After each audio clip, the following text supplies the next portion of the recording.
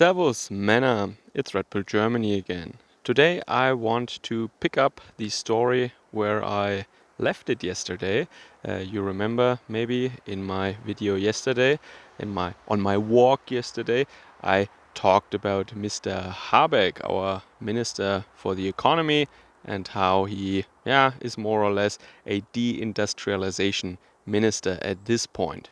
What I want to be dealing with today, what I want to treat today is how the public reactions were and how the mass media and the political class are maneuvering and are working, of course, together once again in order to steer, I don't really know if you can still use this word, but the public debate or public, um, yeah, um, yeah, what the public discusses about these topics, and discourse maybe is the right word, how they steer it into a certain direction, already excluding the obvious questions, and they're totally in control of the narrative, and I want to show you in some detail today how this is practically done, how this is achieved, what the mechanisms are, and how it looks like in this example. So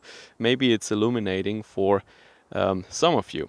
So first of all, Habeck basically said, and I said this yesterday also, that some companies, some businesses might have to stop producing or stop running their business in the coming month, but that doesn't mean that they will go bankrupt. Of course, technically, and now there is some pundit, some guy from the German Association for the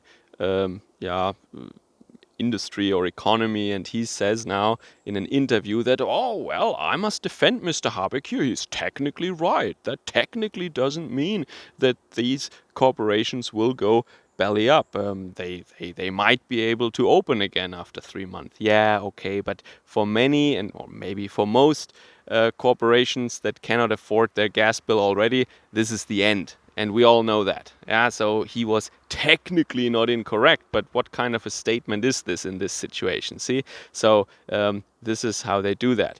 And then there was a debate in Parliament also, where Scholz and our Chancellor from the SPD, from the current coalition between SPD, Green Party, and the so-called Liberal Party, where they had an exchange with the fake opposition leader, Mr. Merz, from the CDU, so Angela Merkel's party. And that went a little bit like this. Well, you have to start these nuclear power plants, or what are you doing? You must... nobody said we should end sanctions, of course, but they think that with these 2 or 3 nuclear power plants, this is then the solution. Of course, it's not. But and then they blamed each other for who is at fault here. So the current coalition says now, well, there were 16 years under Merkel of failed energy and economic policy. Well, yeah, I agree. But Olaf Scholz was the vice chancellor of Merkel. Yeah. And I think... at least for some time they ruled with the SPD, and for some time they ruled with the FDP. So, except for the Green Party, that factually also, in all reality, they also did rule. Yeah, not officially, they were not part of the coalition, but their party program was, of course, realized by the other parties, and that is, of course, what I'm hinting at here with my talk today. That they're basically one big party. This is what I said for many years already. They are bloc parties. This is actually a one-party state we're living in, and the differences between the parties are fake. And this is why for me it's so comical how they point fingers at each other. And the so-called opposition leader, Mr. Merz, from Angela Merkel's party, Angela Merkel, right, who declared that nuclear power is over in Germany, he dares to to accuse the current coalition, and the current coalition, of course, they were ruling with Merkel, at least the FDP and the SPD. So it is a complete show. Yeah, it is pro wrestling. It is fake, absolutely fake. what is going on here. And I can't believe that Germans are just letting this happen. Well, of course I know why and how, and yes, but it is marvelous. I mean, when you step back, and think about it, what that means, how I don't know how hypnotized or how sedated people in this country are, and I'm sure, and I know for a fact that of course Germany is not unique in this respect. This happens to a degree in other countries also. Yeah? It's a global agenda, and most industrialized, developed Western nations, it's the same program they're running with, the same game that is played here, and mass media and global governments through these big globalist organizations, World Economic Forum, etc. Germany, the Atlantic Brücke, that is a globalist club that I want to point out that Mr. Merz is also part of. Um, yeah, and now I want to bring another example, Mr. Sigmar Gabriel, who is actually in the Atlantic Brücke also from the SPD. He now said something about Frau Baerbock, our Minister of Foreign Affairs.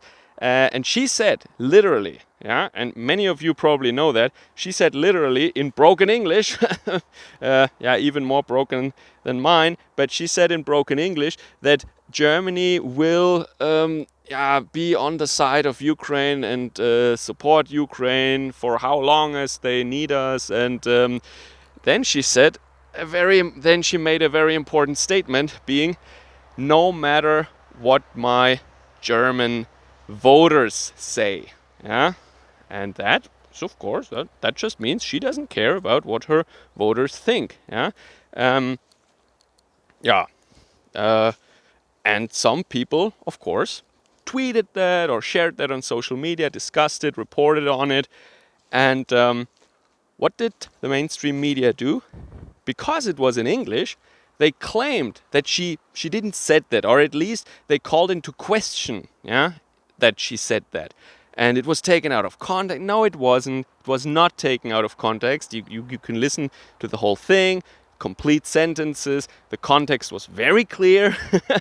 She said, we will help Ukraine, so that means directly and indirectly by sanctions, as long as we need to, and no matter what the German voters say, period. So that's what she said. And then Mr. Gabriel said that some accounts that are linked to the Kremlin, some pro-Putin, or it's basically the whole Russia hoax story once again, right? Like when people like me, or like some independent journalists or some blogs who are Germans, independent German people who have probably, I mean, I don't know these guys. I know that I don't have a connection to the Kremlin. And I also know that when a minister makes a statement like that, it doesn't take a orchestrated Kremlin psyops operation or something, right? In order to post that or to talk about it. Yeah, it's just a very clear and revealing statement that of course you talk about. But then Mr. Gabriel said, if she said that at all, I don't know. Of course he knows. Then this is all stirred up by these pro-Putin people. Interesting. So when you're pointing out that our minister, our part of our government basically doesn't care about the voters, or the opinion of the voters, or the effect on the voters, then that's that must be nefarious foreign powers behind that. Yeah, it's actually the same line of argumentation, or the same narrative that Erdogan, for example, uses when he tries to crack down on the opposition or dissidents. It's always foreign influence, foreign powers. Yeah, of course. Yeah, sure.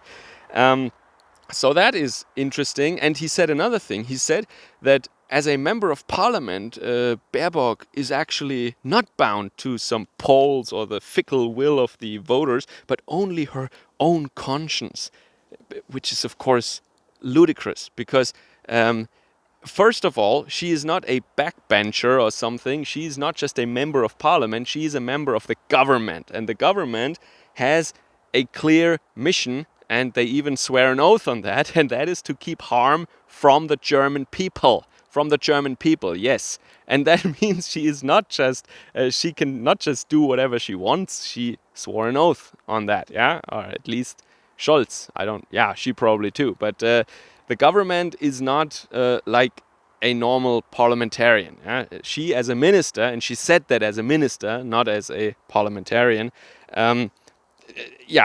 of course she needs, she technically or ideally needs to keep harm away from the German people. Yeah? Okay. So maybe with these examples I just gave you, it becomes a little clearer how it is in Germany. And this is all that is publicly, or that is said and shown on mainstream media. And that means if someone says something completely ridiculous, then they discuss about a technicality. For example, that technically, these companies will not go bankrupt. That means in the face of mass unemployment and economic collapse, the whole nation, it seems like, if you want to take the impression you get from mainstream media, is discussing about a pedantic technicality here, or whether or not he technically, in an academic or linguistic sense, was correct or not. Absolutely ridiculous. And then the second thing, if you raise questions, then you are an agent of the Kremlin, and it is called into question whether or not Baerbock even said that, or meant that, or what the context was, when of course it is very clear what the context and the statement was. Yeah, and then last but not least, there are parties that are posing as opposite parties, like a ruling party and an opposition party, when in fact they're one and the same party. Yeah? They are in the same clubs, they're in the same associations, they were put in place by the same people. Warburg, BlackRock, what have you. I mean, it's written in Wikipedia even. Just look it up. I mean, this is like Mr. Gabriel, Mr. Scholz, Mr. Merz. They're all coming from the same, or they're all reporting to the same handlers. So these parties are not different. I discussed that at length, and it's very clear.